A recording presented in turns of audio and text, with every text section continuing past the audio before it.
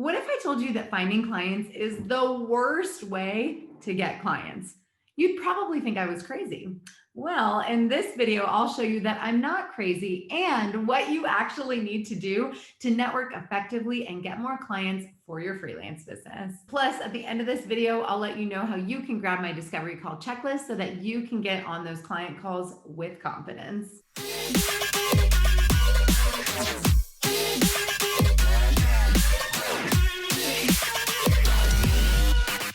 Hey there, I'm Lauren Golden here with a new episode of Free Mom and TV showing moms like you how to start and run a successful freelancing business from home. Subscribe to my channel and hit that bell to be notified when I post a new episode of Free Mom and TV right here each and every Tuesday. Look around the interwebs, mama, and you'll see a lot of what I call desperation networking.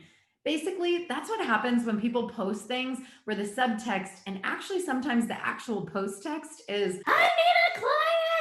That is not networking and it's not going to work. If your goal is to build your business and get more clients, then pretty much the least effective thing you can do is write an I need a client post, even if you think you're disguising it as a networking post. So let's take a look at why what most people do doesn't work at all and what you can do differently to build genuine connections and relationships, which I promise will lead to more clients. Got a quick question before we dive in though. When you hear the word networking, what do you think of? Let me know down in the comments below. Now, you've probably heard me mention once or twice that your marketing really shouldn't be about you. And the same is true of your networking. Networking that's about you and your goals is never going to work. Now, I realize that sounds a little counterintuitive, but hear me out. Imagine that you are sitting on your sofa, relaxing with some Nutella and graham crackers, living your best life, when out of nowhere, a giant monster appears in your living room, snatches your Nutella right out of your hands and starts shouting about she has a ton of experience in bookkeeping and you really need to listen to her tip on bookkeeping because bookkeeping is a really important part of your business. That's what it feels like when you burst into a Facebook group and start posting about your expertise. That's what I mean when I tell you that networking that's about you and your goals is never going to work. I know you see people doing it, but every time you see it, I want you to picture the monster who's after your Nutella. Don't be the monster. Instead, focus on being a connector, a person who builds genuine relationships with other people. If you do that, you're going to have an amazing network that grows exponentially, but it's going to require a bit of work on your part. First of all, you're going to have to get clear, and I mean super amazingly clear on what you do and who you serve. Not because I want you to talk about you and yourself and your goals and your hopes and your dreams, but because by knowing exactly what you do and who you serve, you will make it much easier for other people to eventually refer business to you. And the moment you know what you do and who you serve, I kind of want you to forget about yourself because, like I said, it's not about you. From this moment forward, I want you to go into every conversation you have thinking about the other person. It's not about what that person can do for you. It's about what you can do for them. And by that, I don't mean, can you provide social media strategy or graphic design services for that person? That's really just a passive aggressive way to try to shove yourself into the solution when the reality is you're probably not the part of the solution this person needs. Think about it.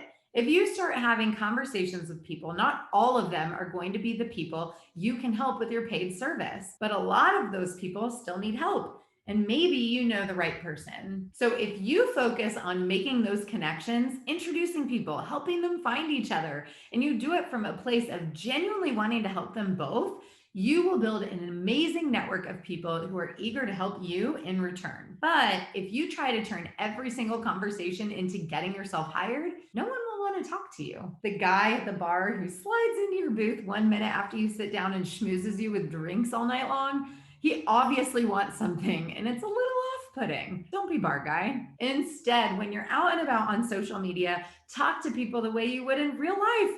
Use their name when you reach out. Ask questions. Actually read posts if you're commenting on them. Sure, maybe they seem like pretty basic tips, but go ahead and check out your Facebook messages and your Instagram DMs and see how many people are breaking these rules. And how many of those people have you bothered to reply to? See what I mean? Now, once you've made the connection and had the conversation, nurture the relationship.